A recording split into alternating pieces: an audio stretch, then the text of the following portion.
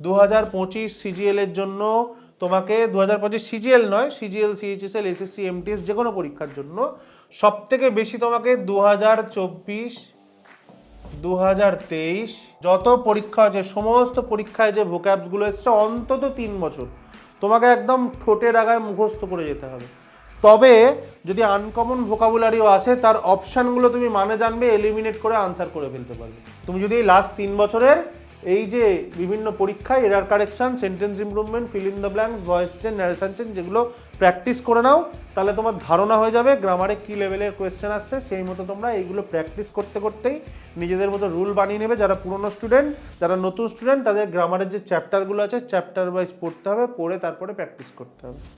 3 নম্বর জিনিস হচ্ছে English practice বা কম্প্রিহেনশন। কম্প্রিহেনশনের মধ্যে কি কি আছে? আনসিন প্যাসেজ আছে, ক্লোজ টেস্ট আছে, আর পিকিউআরএস আছে। পিকিউআরএস মানে সেন্টেন্স অ্যারেঞ্জমেন্ট। এই 3টে জিনিস তোমরা যত প্র্যাকটিস করবে, বিশেষ করে এই দুটো ক্লোজ টেস্ট আর পিকিউআরএস থাকবেই থাকবে। 2-3টে পিকিউআরএস তো থাকেই, একটা করে ক্লোজ টেস্ট, তার মধ্যে 3-4টে কোয়েশ্চেন ঢোকানো থাকে। এগুলো তোমরা যত প্র্যাকটিস করবে তত তোমাদের অ্যাকিউরেসি বাড়বে, প্র্যাকটিস না করলে ভুল হবে।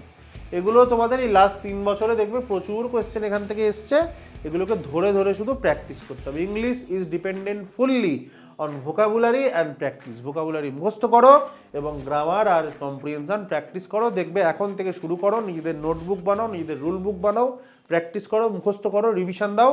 ইংলিশ তোমাদের কখনো ঝোলাবে না এবং ম্যাক্সিমাম নাম্বার তোমাদের ইংলিশ থেকে উঠবে।